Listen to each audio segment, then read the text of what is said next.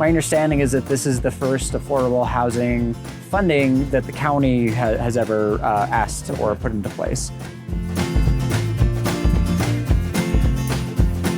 Whatever they estimate in good faith that they will raise, let's say $5 million a year or whatever it ends up being, anything over than that, they actually have to return to nicotine product distributors. And what Prop II is doing is essentially saying, what if we ask the voters, if we can just keep any additional money raised by these taxes and not have to ask about retaining that money for the purpose that we already told you and we all agreed we should do. Buying up all this land and preserving it has greatly increased property value. So why aren't we doing any property tax for this? I don't think there's a single amount of open space that's directly funded by property tax. I think that's a very fair question.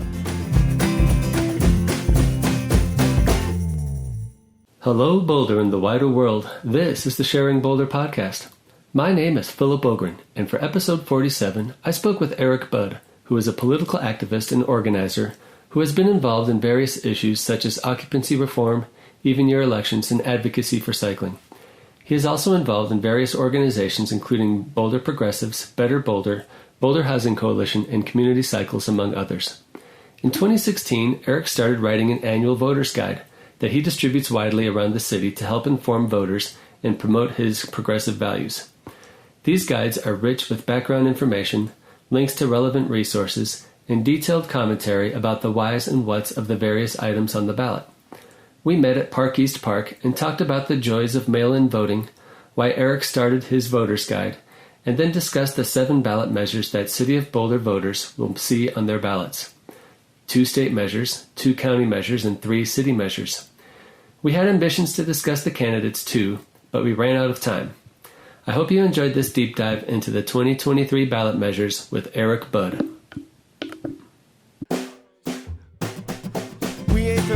Starfish here, now we're having a good party, talking about structural change.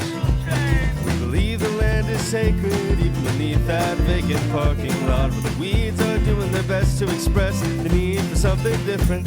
Gonna make some space for you and me to live here all together. Gonna make it safe and fun for kids to get around the town. Gonna find me a residential pedestrian district where I can gracefully grow older. Gonna spend my remaining years sharing Boulder. Eric Budd, welcome to Sharing Boulder. Thanks for making time today to be on the podcast. Well, thank you, Philip. I really appreciate it. Yeah, great to have you. Maybe just take a minute to just introduce yourself and what you're all about. Boy, well, I live in Boulder, lived here for almost 15 years, and have certainly gotten involved in a lot of local issues. Really, like, the short history for me is just really caring a lot about transportation issues, transportation safety, being able to bike around the city and feel, safe and feel like it should be a low stress thing that people should be able to get around their city without a car, and turning that into how we use our land, because those two things are very connected. If you want these close connected communities, well, you have to build your buildings and your schools and your grocery stores and all that to accommodate that. And then various other things I've worked on. Most people know I've been involved with Bedrooms Are for People and passing changes to our discriminatory occupancy limits in Boulder, as well as worked on the campaign to move our city elections to even years to get more people voting, supporting our libraries with the library district. Involved this year again as there are more city elections. And great. Yes, our work is not done. Well, thank you for your service. I got to know you through the Bedrooms Are for People campaign. That was a really fun introduction to local politics. Do you own a car? I used to own a car. Yeah. So I sold my car in 2014, I think it was. So it's coming up on 10 years without a car. And, for most of those years, I was just by myself, getting around by myself. And now I'm with my partner and our 2 kids. And we also, as a family, don't have a car and get around with a cargo bike or maybe 2 cargo bikes soon. So It's really great. Well, Akane and I did an experiment where we went without a car for two plus years, and that's another conversation for another time. But yeah, I think I'd be curious to go through the guest list to see how many people don't own cars that have been on the podcast. But I always admire people who make a lifestyle choice out of that. It's pretty cool. Yeah, it's definitely requires a commitment for sure. Yeah, but it's worth it. Yeah, absolutely. Okay, well, for the purposes of this conversation, you also write an annual voter's guide, and I've really enjoyed reading through those, and I forwarded them to lots of friends, and thank you for putting those together. I know it takes a lot of work, a lot of research, and so I want to thank you for that. And then also, I just thought it'd be fun to get together and talk about the landscape of what our ballots are going to look like this year, and talk about what's going to be on the ballot, and just have some give and take about the ballots. So yeah, I appreciate it. I've never really talked about any of this stuff in audio form, so I hope people appreciate that. Cool. Well, I wanted to start off by just kind of a little high-level commentary about just voting in Colorado in general, and like how wonderful it is. Like, I used to just dread voting because, you show up at the voter's booth, it's a Tuesday night, you're trying to get there before the booth, the polling station closes. And where was that? And well, the last time I remember voting in person was at the Mennonite church near Table Mesa and Broadway. And I also remember that moment feeling like I'm a fraud because I don't even know what I'm walking into. Like, I haven't read any of the ballot measures. I don't know who the candidates are. I'm just walking into a booth and just sort of rolling the dice and going with gut and sign name recognition. It's just a totally sad state of affairs and going on in my brain. And this is, I've been in Boulder, voting in Boulder since 2007. So it's not really ancient history that I used to vote like that. And I just really, I know you're not responsible probably for mail-in ballots, but I just want to do a shout out to whoever put this together. I'm sure it was really hard work, an uphill battle, and it wasn't probably intuitive to the people who were against it, right? That this would be a good thing. And it's relatively recent in Colorado, as we have transitioned to all mail-in elections like ours, and a few other states in the country have this. It's actually not that common. Washington, Oregon, I think Utah as well. But I think those are the only states that really have all mail-in elections where everyone who's registered gets a ballot and it's mailed to their voter address. And I think people, once they really experience this, they sing the praises. And it was instituted, my understanding, if I recall correctly, that 2014 was the first all mail-in ballot election in Colorado. And I think you really can't find anyone in Colorado who thinks we should do it differently at this point. Not anyone serious. Yeah, it's amazing because where I used to dread it and I felt like a fraud, now it's like I really get excited about voting. It comes in the mail, I open it up, I spend time with it, and then you're there with all your tabs open and maybe I feel like this year I'll probably be more prepared than I have in previous years, and it's a shorter ballot. But no, I just wanted to do a shout out to mail-in voting. That's a big deal. Before we dive in too deep. So I think the goal is to go through the ballot measures. Yeah. And let's start with the two state ones. Yeah, I'd love to just talk a little bit about why I started doing this voter guide. Oh, yeah, of course. Yeah, please. Because it really parlays off of why you like mail-in voting. And I think the great thing about mail-in voting is your ballot gets mailed out roughly 3 weeks before the election. So, we're all busy people. We aren't necessarily paying attention to things all the time or all year round. And that period where you have a ballot, it's there, the election's coming up, and that period allows you to do your research. There are some things, of course, you're going to see them right away and you know how you'll be voting. And there are some things where you might take a full 3 weeks to really figure out, what do I think about this? Or who are these candidates that I won't want to vote for out of a set of them? And I need to research all of them. And so you're right, it completely changes the game from walking into a voting booth and maybe not knowing what's on your ballot until you see it for the first time. Yeah. In fact, I often just didn't fill the whole thing out because BVSD school board, like I'm not paying attention to that in 2007 or whenever, Right. you know. Yeah, and so like I think there is there is kind of a human habit of a completionist thing of where sometimes certain voters get chastised for not voting the whole ballot, or younger voters and say that, oh, they're too lazy. It's like, no, that's not it at all. Actually, most people want to vote on things. They take it as a privilege to vote on things, but they just don't necessarily feel like they know enough about every individual candidate or every individual measure to make an informed vote, so they will undervote on those things. Yeah. And that's really a lot of the reason that I started putting the voter guide out there. And the first time I did it was in 2016. I think I was pretty amped up for the election that year because of all the reasons of who was on the ballot, Hillary versus Trump, as well as like probably the biggest thing for me was just the way I like to approach these issues in general. Like always since I was a kid, I wanted to fully understand everything. Like even when we did group projects and whatnot, I wanted to tear everything apart. I wanted to write it all down and put all my sources out there and then go through it and make a decision. You were a good student? That's hard to believe. No, I wasn't. I was not very good at group work because I didn't want to let other people do the work. I wanted to like make sure I understood how everything worked. And obviously that there are pros and cons to that, but I've just carried that forward of like, I do want to understand intimately everything that's on the ballot. And I said to myself, well, okay, it takes me hours and hours to do this research and lay it all out. Why not just write it down and share it? And the other thing that really relates to that is that something I learned in college, little tangent. I was in a theater class where we had to watch a theater production and we had to write our opinions about it.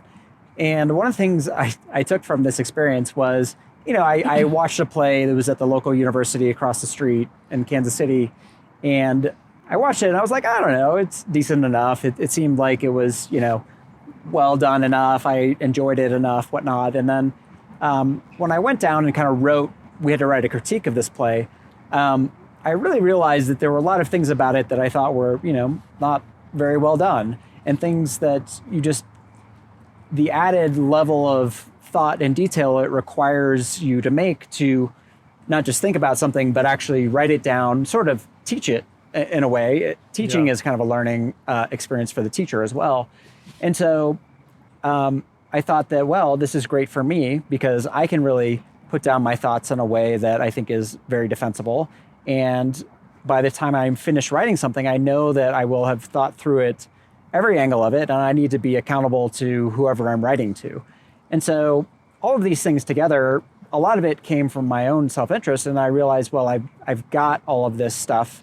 I've got my opinions. I think they're well-researched. I include a lot of sources, so why not just start sharing it? Because I know other people would probably like and appreciate the same thing. I totally relate to this in the sense of this podcast, right? Like, early on people would ask, is anybody listening to this? And for me, it was sort of like, I don't even care. I get to interview interesting people, right, and I'm like trying to get better at it. And it's like, it's good for me. Like I really enjoy doing it. So it's sort of like, it's beside the point, Obviously I want people to listen, and I want to like have a style and a format that is inviting and engages people in the dialogues going on around the city. But no, I appreciate that. It starts from a place of like, I want to understand how things work, and I want to be part of dialogue and conversation, and I want to understand who's who and how things work in the city. And the podcasting felt like a fit for me that works for me. And I think it's super cool that you write up your voter guide. Yeah, thanks. And I wonder, have you read through the 2016 edition recently to remember what it was like, and how do you feel about it when you go back? I think I did. It was maybe last year or the year before. I kind of went back to my first one or two. And I think the thing that I found a little shocking was some of the ballot questions that maybe I wasn't as interested in. I just wrote maybe a couple sentences and then moved on.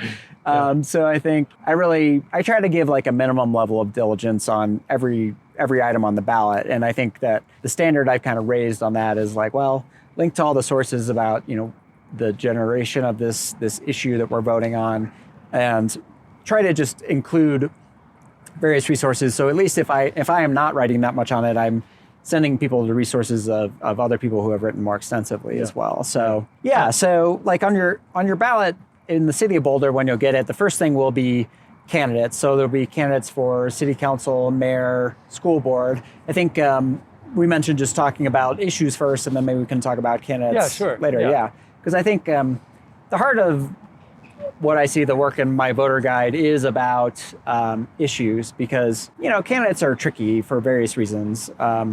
Candidates put things on their websites. They all sound the same. They sound very pleasing and acceptable. But I think issues at some level, you can really analyze what an issue is going to do if it passes, what happens if it fails, why does it matter, the context, all of these things, I think, which is just a bit more rich. And I think it's, obviously there's opinion either way, but when you say issues, do you mean couched in the context of how to choose candidates, or are you talking about? I'm sorry, talking about the actual ballot issues in this case. Okay. As in, like, it's a bit more concrete. Like, we all vote for candidates hoping that they are going to do these things that we understand for them. But issues just are a bit more like, there's laws involved. Are we going to keep this tax or get rid of it? Yeah, I mean, taxing and financial is kind of the biggest one of like. Part of it. They're pretty clear effects from things being passed usually. Yeah. There are on the ballot. I've got my notes here. If you're voting in the city of Boulder again, there will be 7 issues on the ballot this year. There will be 2 statewide issues. There will be 2 county issues and 3 city issues. And I think, as you mentioned, compared to years past, this definitely is a shorter ballot, fewer items on it. And maybe ones that are less complicated, at least in general. We can kind of talk about the particulars, but overall, most people know that even years tend to have more ballot issues and more things to vote on. And I'm a little bit thankful that this year is a little bit lighter, because I think when I did my voter guide for 2022, it took me, 15 to 18 hours total to put everything together, link it out, put in the graphics, and send it out. And I haven't finished writing everything up yet at this point for this year, but you're kind of read up on substantially less than that. Yeah. So the first issue on the ballot this year is Proposition HH, which some people may have heard about already. It's been pretty well publicized. First of all, I try not to make assumptions about anyone, and that's like one of the things I think is really important in doing a voter guide, is that providing the context, providing kind of all the information that's relevant. And I think like some people know a lot about this, and some people are, again, seeing it for the first time. But essentially this issue Prop HH it's about a number of things. But I think that the main things it's about are property taxes, largely as it relates to increases in home valuations and how that's greatly increased taxes on those homes and businesses, as well as some other features about this measure that I think are really helpful policies that are not directly related to property taxes, but directly related to the state of Colorado budget. And that really involves how we fund our schools, how we fund our cities, our water districts, our fire protection, local governments, because these all have relationships with the state property tax. Many people may know that the city of Boulder funds a lot of their budget from sales tax, but a lot of counties and part of the city budgets are reliant on property tax. So changing, the rates or how things are set at the state level does have an impact on local governments. And there's also other pieces in here, like around funding for rental assistance for people. It's a pretty small part of the bill, but also, at least notable. And also things that just don't necessarily show up in the ballot language are how it would fund schools and how things are really constrained from state budgets. So you've been talking about it now for like 2 minutes, and you haven't said what it is yet. And okay, yeah.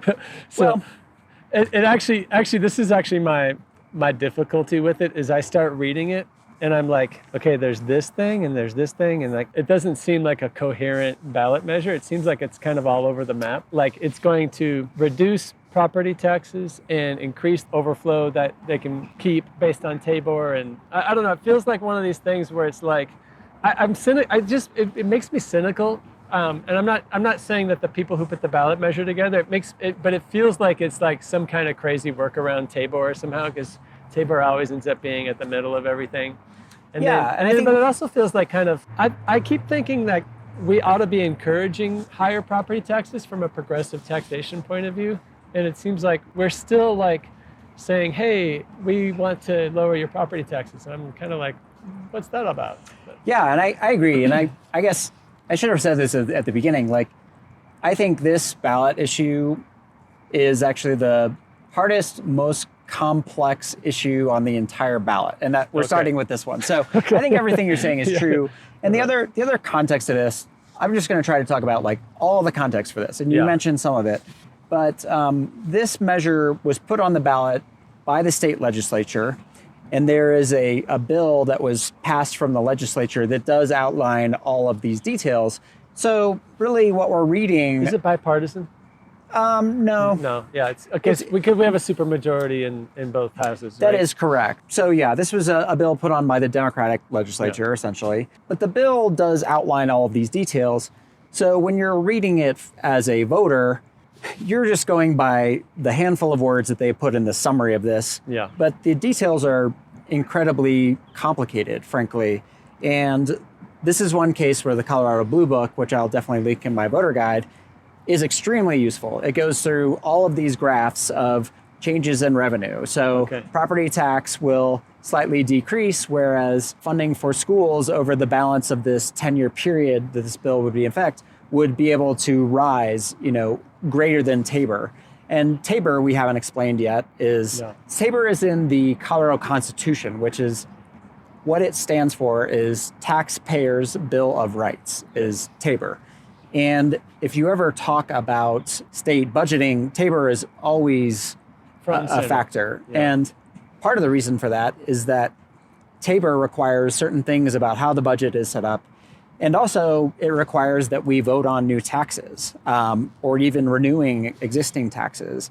So it's really influential in why we're having to vote on this at all. And I'd say there's some pieces of Tabor that are useful, and I think... I like the part about voting for new taxes. I'm not crazy about all the other stuff I hear about it in terms of constraints on what you can do, and I don't know, it's... Yeah. I think like that's probably one of the benefits. And then there are a lot of negatives, I think, that just make operating a state budget very tricky. And actually, we'll talk about this in the next Prop II. Okay. We'll save that conversation, but that is also about Tabor, largely. Okay. So going to my notes about Prop HH, because you really don't want to go into voting on this measure without looking at your notes and without looking at something to really understand what it does, frankly. But I think some important pieces about this measure are up to $20 million a year in rental assistance that would be statewide, which is not a lot of money, but I think in this environment, having another funding source to keep people housed is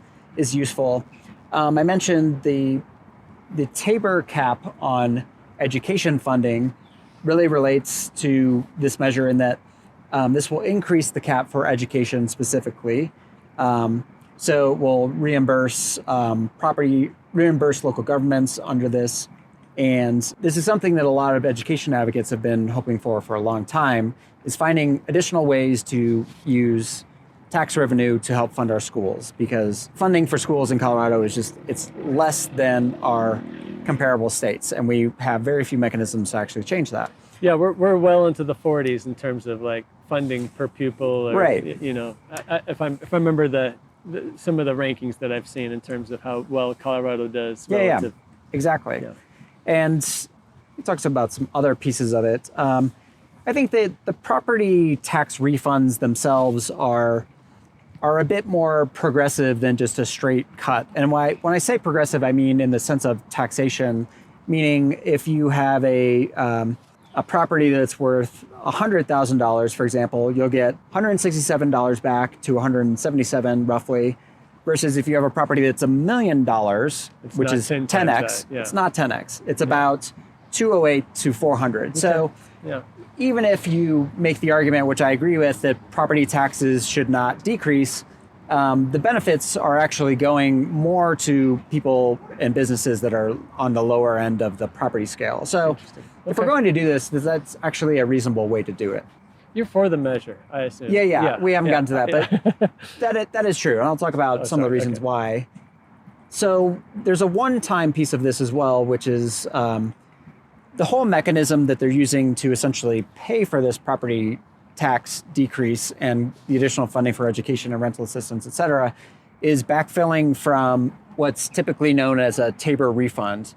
And that Tabor refund is largely, if not exclusively, funded from income taxes that are essentially taken in above the cap that Tabor sets. So the state is allowed to take in a certain amount of revenue, and anything over that, the state is required to do something with it. Well, refund it, yes. And so that's actually what the next measure is about, because the state can't simply keep the money without citizens basically voting on it and saying that the state can use the money.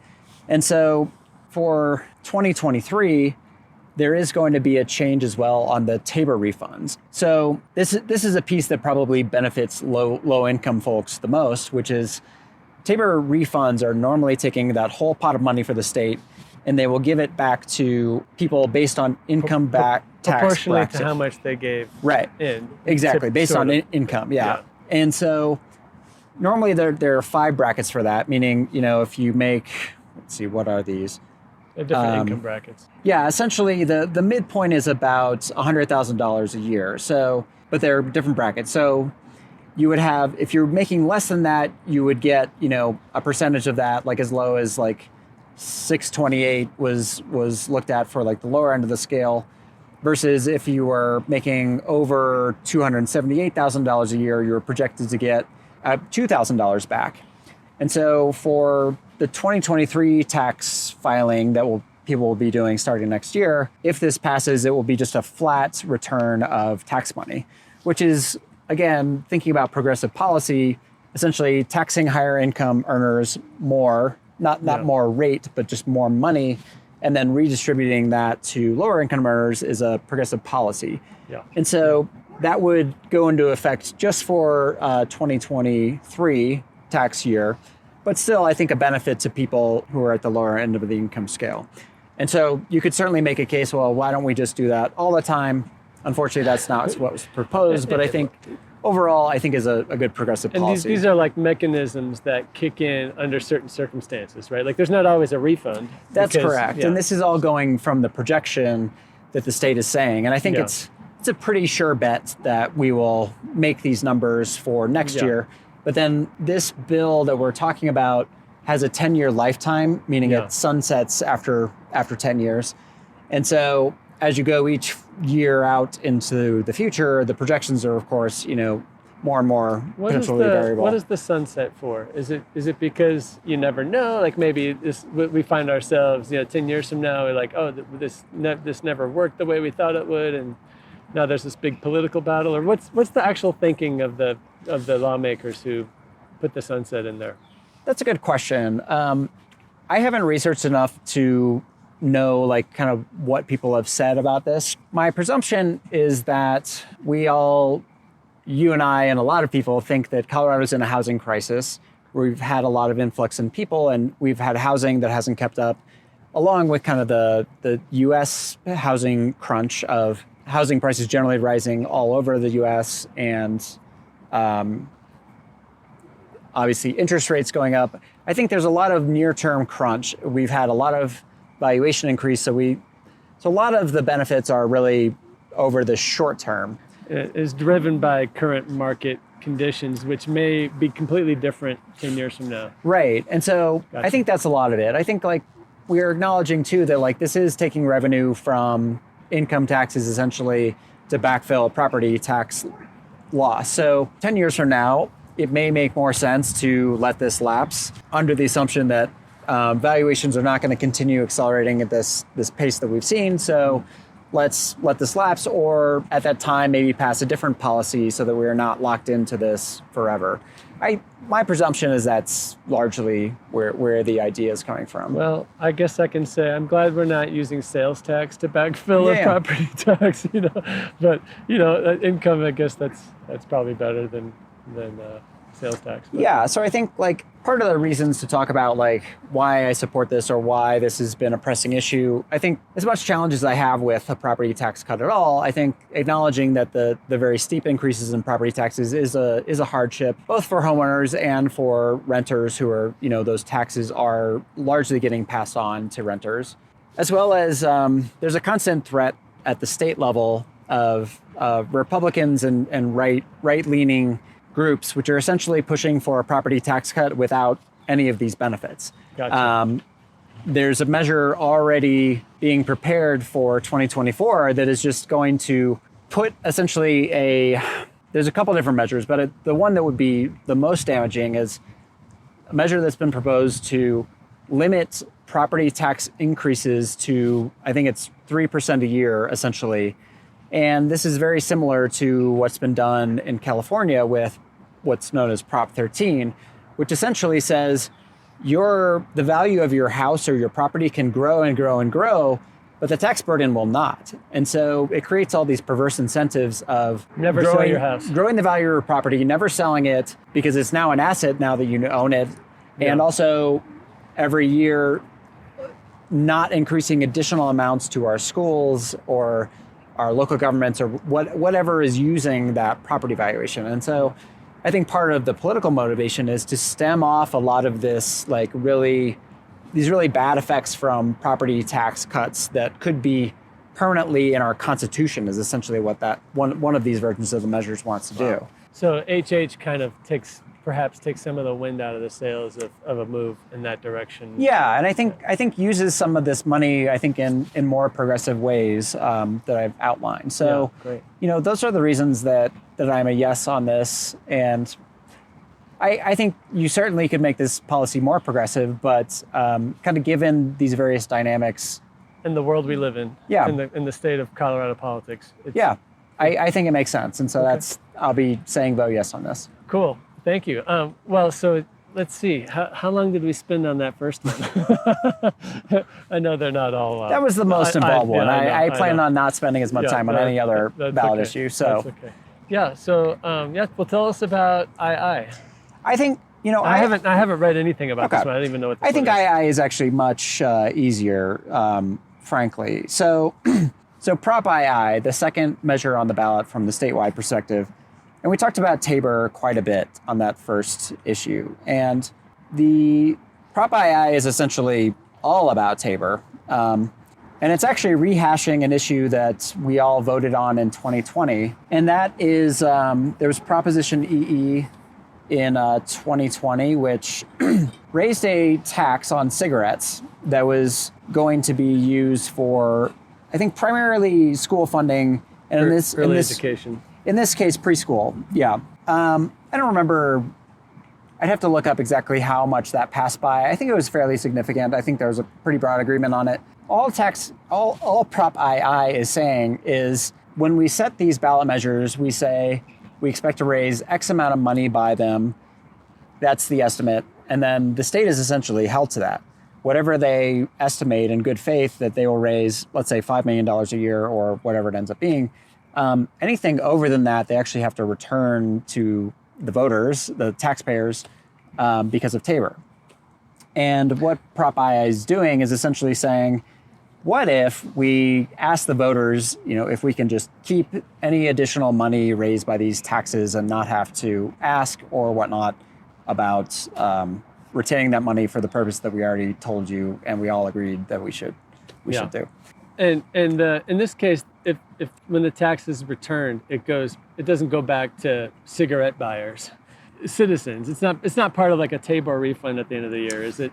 It ends right. It doesn't go to the voters. In this case, it actually goes to the wholesalers, distributors, nicotine product distributors, et cetera. They're paying these taxes. So essentially, if you don't pass this, you're essentially saying, well, this tax that they all should be paying anything else actually is just going to go back to the sellers of these products, which is not a very compelling. No, they're not. They're not like our poster child for favorite Right. business Right. industry, whatever. Right. And for me, I have an emotional attachment to a woman who runs a Head Start program here in Boulder County. So it's like, when I think about nicotine sales versus the good people in her organization working so hard. That's an easy one for me. But I agree. I don't know how much more there is to say about this one other than we gave the context for why it's happening and the reason it's happening with Tabor. And I think from a policy perspective, it's pretty easy to figure out if people support this or not. And I imagine the vote margin on this is going to be even higher than the original tax, I would assume. So, so I'm definitely a yes on Prop II, and don't really need to say much more about it. Yeah, that one was much shorter. We are on a roll now. All right, so the next issue on the ballot is going to Boulder County issues. Okay. And so just giving a general overview, there are 2 taxes proposed by Boulder County. These were put on the ballot by the commissioners, which is a 3-member board of the governance of Boulder County. And these are both renewals of existing taxes. So from that perspective, typically a renewal of an existing tax is less controversial than passing an existing tax. So overall, I think these issues are good and important and likely to both pass. And I think that's a great thing. So I will just go into the first one. Yeah, sure. So the first one is Boulder County ballot issue 1A. And this is an open space sales and use tax extension. And a lot of people know that not only the city of Boulder has an open space fund, but also the county of Boulder has an open space fund. And it's used for very similar purposes, acquiring, improving, managing, and maintaining open space lands and other open space property interests. That's right from the ballot language. And I think in general, I haven't done an extensive analysis on where the county is on their kind of open space priorities. Most of these, when it comes to City of Boulder open space or county, they typically have a long-range plan that they're using to guide how they're using this money for maintenance, but also future expansions or future projects or whatnot. And so one place that people often talk about open space at this point is these programs have been around for 30, 40, 50 plus years, depending on where you're looking at. And what is the kind of existing need for making these investments? How much of it is acquisition versus maintenance or other uses and whatnot?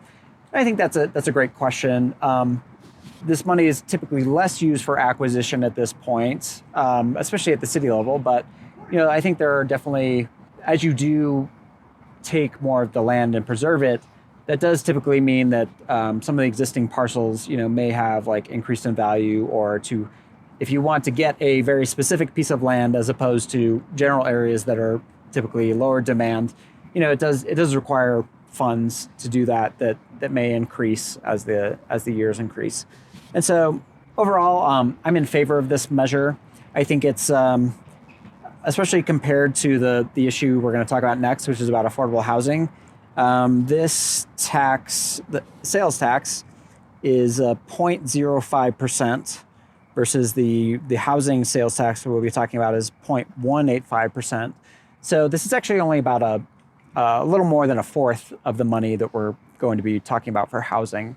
And so I think certainly a lot of people that live in Boulder and Boulder County, we do really value the open space that we have, and thinking about opportunities to preserve that and better use that. I mean, we think of it as a really well-run program, right? That's provided real value to the county, right? And I feel like you'd have to be really upset about what they're doing with these assets and the responsibility of the fiscal management and all of that to be like, oh, this is horrible, and vote against it. But on the other hand, there's still, the contrarian in me is still kind of like, aren't we using sales tax, this regressive tax policy to improve people's, the property owners' home values. And I kind of wonder if there's ever going to be dialogue around kind of restructuring how we tax and who benefits from it, Yeah, and I think it's a very fair question, because I think you can make an argument easily. We're both housing wonks. We talk about like buying up all this land and preserving it has greatly increased property value. So why aren't we doing any property tax for this? I don't think there's a single amount of open space that's directly funded by property tax.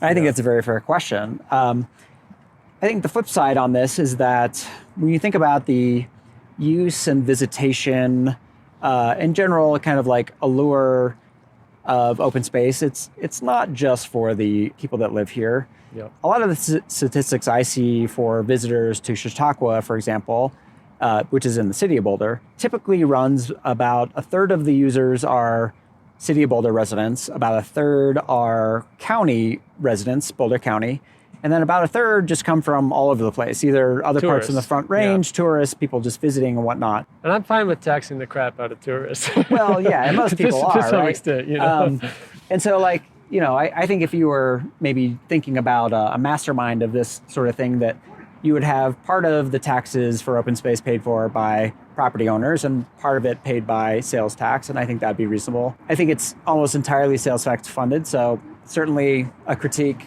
worth having. I do think the benefits definitely outweigh the detractors here, but yes, if I was trying to put in a policy in place, I would probably have some sort of a split. Cool. So yes, I support extending the open space tax, 1A. We're supporting all the way down the line so far. So far, the first three we've talked about, HHII. Yeah, and I think it is notable, like these measures that have been put on. There's two ways to get something on the ballot, which is either by the legislative body or by a citizen initiative, and Colorado is pretty good about putting things on at all levels of the ballot. And so these have all been put on by a legislative body. So the next issue on the ballot is Boulder County ballot issue 1B, which is the affordable and attainable sales and use tax.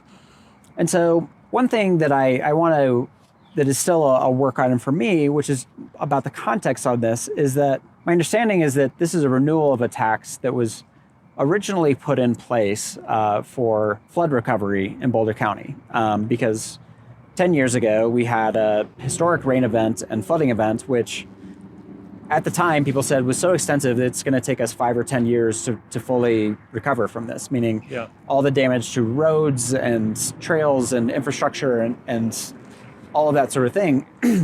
And so I think that the genesis of this tax and renewing this tax is really around, like, this tax was set to expire. Can't remember if it's set to expire this year or next year. I think it's this year. And so essentially, what are the critical needs in Boulder County? I gave a lot of credit to our county commissioners for identifying as a key funding need, which is essentially what this would be used for, just reading from the measure as well. Funding affordable and attainable housing, related support services, including but not limited to development, operation, acquisition, preservation, renovation, maintenance, and construction of for sale and rental homes for low and moderate incomes and the local workforce, supportive housing, et cetera. And I think, like, I'm really excited that this is being proposed. My understanding is that this is the first affordable housing funding that the county has ever asked or put into place. And so, again, thinking about the context of this, who this money would be going to, essentially, it says grants to housing authorities, nonprofit affordable housing providers, and local municipalities. And those are really the entities that are in charge of building or helping the production of affordable housing in our communities. And the context of that is, like, the city of Boulder has a pretty useful and substantial affordable housing fund, and that's largely generated by new developments, meaning if you want to build 100 units of housing, we say that at least 25% of that has to be permanently affordable. And then the question is, what happens next? So either a developer builds that on site, which doesn't happen very often. A fourth of the homes are affordable at the site. Right, which that's great if it happens, but It never does. not never, but usually Yeah. usually The not. rentals, there's a fair bit. Yeah. As far as for sale housing, it's definitely not as much. And then the question is, okay, so let's say you're a developer and you decide not to build those units on site, but you pay 25% in. And for a typical housing development in Boulder, that could be hundreds of thousands of dollars into the millions of dollars that is set aside specifically for affordable housing. Yep. And so the really great thing about this ballot measure is you take that money that's paid in by the city of Boulder, and then you think about how can the city best get the most number of housing units out of this. And this measure, if it goes into place, ballot measure 1B, as well as a measure at the statewide level last year, Prop 123. Mm-hmm. So one fund from the state and then one potentially from the county, which can be used to match funds or provide funding for local governments to essentially take these sets of money and kind of get a multiplier effect on how much affordable housing they can build. And so I recently read in a local newspaper article that said when cash is paid in lieu of building affordable housing, that we typically get somewhere between 2 and 3 times the affordable housing built by matching it with these state grants or LIHTC, which is at the federal level.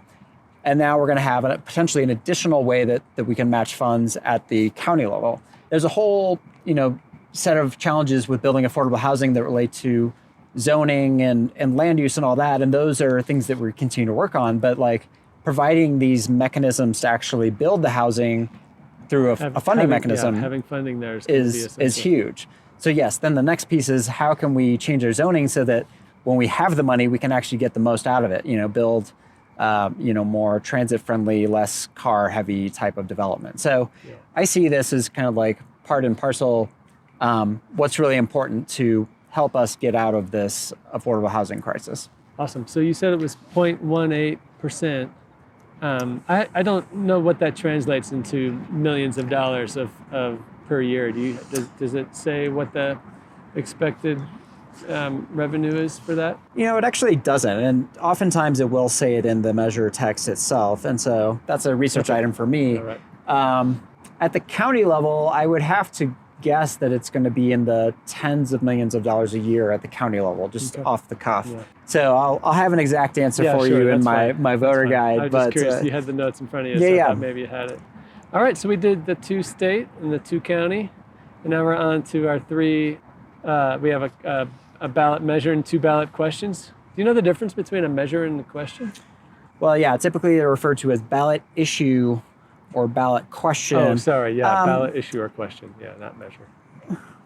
Yeah, and I can't recall. Okay, it's actually not obvious. I was wondering if it was related to whether or not it's a Tabor, but I don't think that's the case either. Interesting. We'll keep going though. Yeah, for sure. Okay, so City of Boulder ballot issue 2A. This one is a sales use and tax extension. And the history of this one is that there was a current funding mechanism for the City of Boulder that goes in the general fund to provide funding for various services. I'll just list some things: fire, emergency response, public safety, human services, homelessness, parks, etc., which is not the only funding mechanism, but this is essentially one of them. And this measure is due to expire in 2024. And another thing that happened in this past year is that there's a group of people who have been working for many years to try to provide additional funding for the arts specifically. And arts funding in the City of Boulder has historically been very low. I think we have a lot of natural beauty. We spend a lot of money on open space and various other things, but arts has not typically been at the highest level of the list.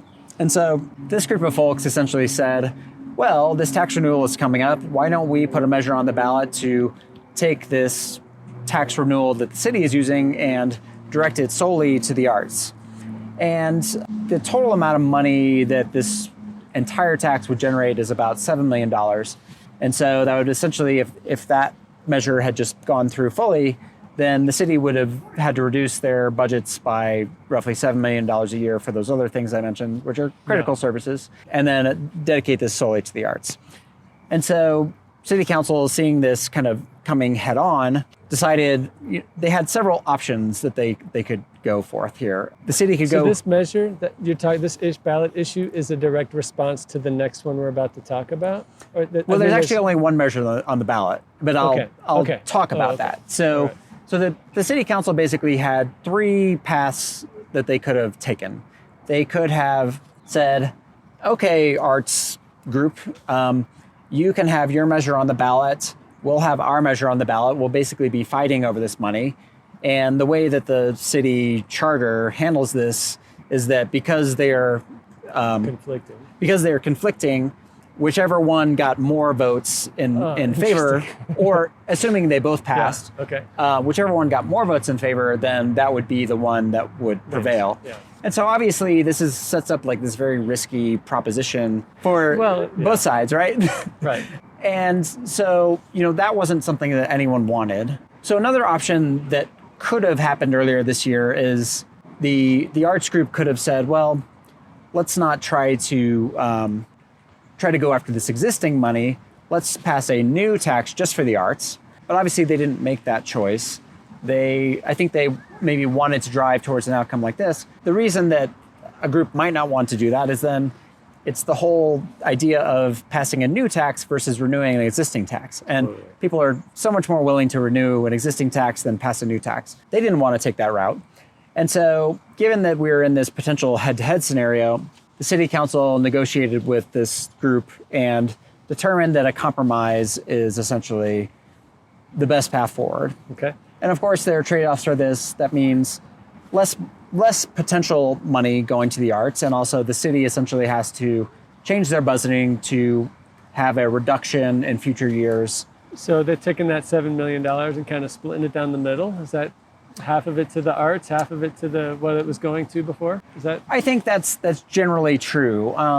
There are a few more details that I want to research exactly, because I think it is important to note that starting since 2015, the city of Boulder has been increasing the arts spending in their budget. So there's already a line item, I don't remember exactly, it's maybe $1 or $1.5 million, just off the top of my head, that currently goes to the arts. And so what may happen is that with this new dedicated tax that would go straight to the arts, that existing funding may be reduced. But I know that some people didn't want that, so I need to do a little more research to see exactly how that would play in. But I think there's also been a discussion about, do we want dedicated taxes or do we prefer not to have dedicated taxes? And I think there's a good argument to be made that dedicated taxes are not ideal, because we want to adjust to the priorities as they happen. Like if we have things that happen in our economy or shifts in the city where we need to shift money in the general fund from one thing to another,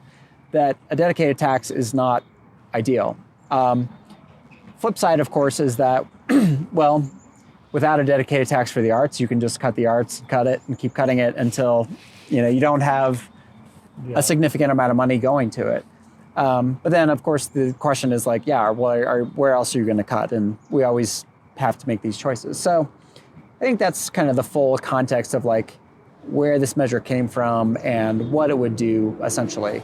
The actual art spending would be extremely similar to how we do this currently, which is largely grant-based, meaning groups or individuals can apply for funding, and it's a kind of a... Here's this pot of money. Here's what we're doing for grants this year. It's kind of like they do like a request for proposals or something. Right, exactly. And so, that would just be continued, and the funding for that system would be increased.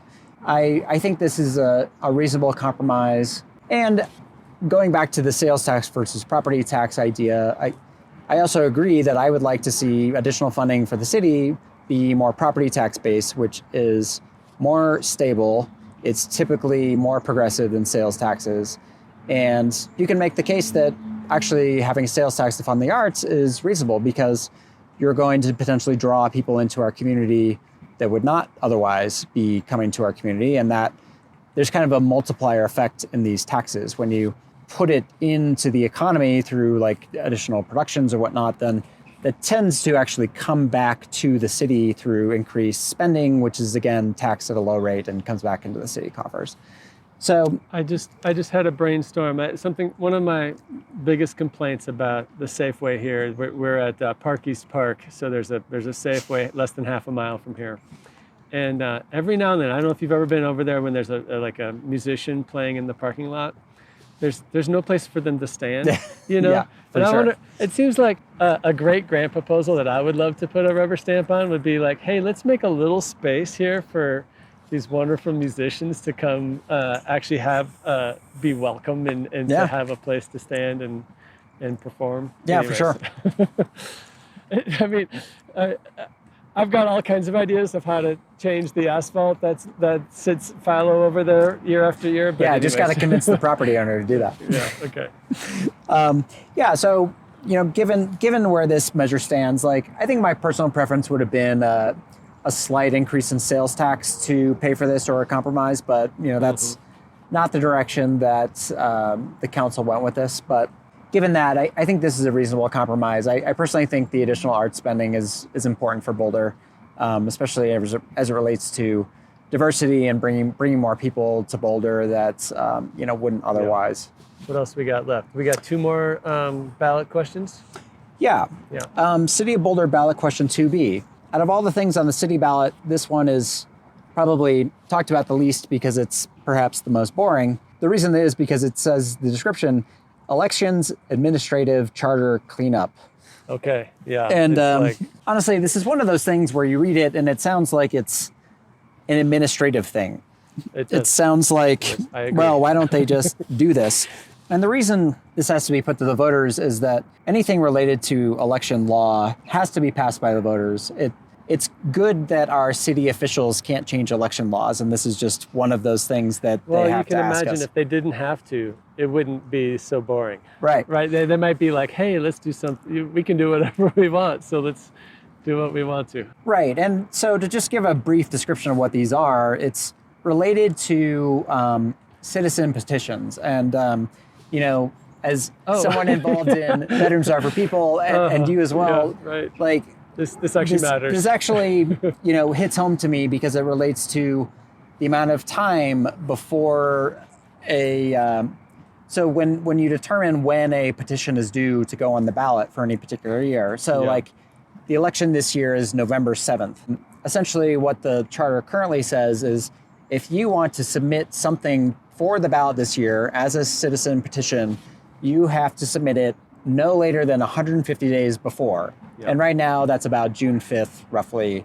And so the reason that's covered under election law is because you need to have strict, guidelines and strict laws about saying when these things are due so that there's no question about whether or not groups make the threshold. Heaven forbid you would show up with your 3,000 signatures. Right. It's like at the deadline you were told. Putting hundreds of hours into work to get something on a ballot and being told that no, you can't. Yeah. Look at Bedrooms Are for People in 2020. This is related to exactly this issue. But really what the city is asking for is just a 10-day extension. They want 10 more days to process the ballots. They want some changes into the exact rules around this, remove the requirement that signers to petitions appear personally before the clerk. We can do these things more digitally these days. Clarify the state law. State law governs for process for charter amendments. That's actually exactly what Bedrooms Are for People was suing over in 2020, because we said that the city law should apply, and the city was saying the state law should apply, and it simply wasn't clear.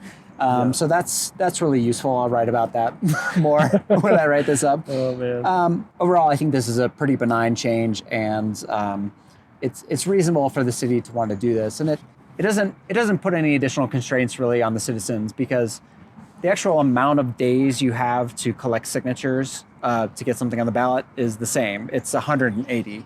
So what this means is if you're trying to get something on the ballot, you just need to start 10 days earlier. Yeah. So again, not a significant change. Can I just ask a barely related question? Yeah. How's the electronic petition system going? You don't want to ask me that question now. Like no time for that now. It's a separate conversation. I mean, that's a whole separate ball of wax. Not well is kind of what I'd I read say into your initial. it's not great. Yeah. The biggest change that they made was to allow both online signatures and paper signatures, which I think in an ideal world, more people would use the online system. But, as long as there's incentives to keep improving the online system, hopefully we can actually get it to a place where it's the standard. Yeah. But, the next issue we're going to talk about, the safe zones measure, I was tracking their petition progress quite a bit. And I think they only got about 10% of their signatures online and the rest they got on paper. So if you just hear that statistic, you'd say, well, that's not going that great. They should have gotten way more signatures online, right? But not super easy. So anyway, I'm a yes on City of Boulder ballot question 2B. Okay, I am too. So it's we have one more ballot issue. So I think here's the deal. I mean, I'm wondering if we can talk about. I've interviewed nearly every candidate. So like people listening to the podcast, they can. And then we also interviewed Katie and Doug for safe zones. Solutions, not safe zones, and then Terry Bernchich was also on the podcast. But I mean, I'm still happy to do a quick touch. I think we should talk about safe zones. Okay, so City of Boulder ballot issue 302. So we said that the other two City of Boulder measures, those are both put on by the City Council. They essentially had to have a majority of people on council to vote in favor. Those are on the ballot. Safe zones is a citizen position, and this is one that was put on by a group of people that was essentially, they started on this in March, I think, and by June they got the signatures that they needed, and this is on the ballot. And what this does, it's called Safe Zones for Kids, and it's trying to put a policy in place on how the City of Boulder enforces their camping ban around unhoused people or people, sleeping in public space. And so it's written to say essentially that, prioritizing the removal of prohibited items such as tents, temporary structures, or propane tanks. And it says within 500 feet of a school or 50 feet of a multi-use path or sidewalk. And I think the big challenge with this for me is that I really have a fundamental issue with enforcing bans that essentially are to police homelessness on people when they don't have a sufficient place to go. And full disclosure, I'm part of the City of Boulder, the lawsuit against the City of Boulder by the ACLU is essentially arguing this exact same thing. Yeah. And what I think this policy does is it really takes what is largely current policy where the police is doing their own prioritizations, and it's putting some extra restrictions on it. It's actually putting it into the law as opposed to being a policy that's just determined internally. Yeah. And I just simply, I don't see a benefit in this. And you can make an argument about whether or not the current policy is working or useful or whatnot. But essentially, it's trying to hold the city to these specifications, and it's putting it in law, which then essentially makes it difficult for the council to change, and also could really inspire lawsuits saying, well, the city is not adequately doing their job, essentially. There's no signage near my sidewalk. Right. I mean, and the idea that they put within 50 feet of any multi-use path or sidewalk is just, it's just baffling to me why that should make sense as something that's... Yeah, for me, I was kind of like, I was wanting to hear out the arguments to kind of, there's so much to be said about homelessness and about how to help people and what we should be doing as a city. And then I got reading the ballot language, and I was like, this is so, to me, it's really absurd, the whole 50 feet from a sidewalk. I have a sidewalk in front of my house, right, owned by the city. And so it's like, that's kind of just for me, that's where my brain just sort of shut off. It's like, anything other debate about it is sort of, it's important that we have healthy dialogue about these what should be done, but in terms of this ballot measure, for me, it's all right, I don't need to talk about it anymore. Yeah, and I think that's the helpful context for people, is that this was put on the ballot essentially, in my view, it is using kids fully as a political issue to get a conservative council elected. Yeah. And I think it's really inappropriate. It doesn't do anything positive, if this were to pass. If anything, it just makes it more constrictive, more difficult to actually, just let the police do their job. That's what the current policy is. And obviously we can talk about improving policy or changing policy, but that's not even what this does. It just locks in current policy even further. Yeah. And so this is a pretty easy no vote for me, but it's going to be contentious. Yeah, we haven't done any real polling to know how these things. Actually, this brings up. Do you have anything else to say about safe zones? I'm voting no. Yeah. I think that the thing is, like, it sounds very reasonable, but I think, like, this is part of the reason that I think voter guides are helpful to actually, show like write-ups about like why a certain policy is just not going to be helpful for us. Yeah. So, yeah. The barely related point that I was going to make is that one of the reasons that the city elections are so fun and exciting and anxiety-inducing is that we don't do any polling. We have no idea what's going to pass and what's not going to. I mean, some of the tax renewal stuff ends up winning by a landslide if you look at previous elections. But and we can make educated guesses about which candidates have a chance. But there's always surprises, and we don't really know until the votes are counted. Yeah. And that's pretty entertaining as far as television goes. I agree. Yeah, the best resources are really like a whole separate thing that I do is like analyzing of elections and what happened. And I used to put more of that on my blog, actually, at the same place that I post the voter guides. But it's interesting because like there's always this trade-off of like, well, political strategy versus fully like explaining like what happened. But typically in these kind of elections, the best indicator are just data from other elections, related issues, voting patterns. And yeah, it's almost never polling, especially about candidates. Like no one really polls candidates in these local elections because most people don't even know who they are until they get their ballot and then they look them up. Yep, yeah, totally. Well, Eric, thanks so much for making time for this and detailing. It's really like impressive how you can answer specific questions and understand the issues really well. So thank you for making time. And Absolutely. I look forward to seeing the voter guide when it comes out, and I'll be forwarding it to my friends and neighbors. So well, I really appreciate that. Yep. Okay, thank you. Thanks, Philip. Gonna find me a residential pedestrian district where I can gracefully grow older. Gonna spend my remaining years sharing Boulder.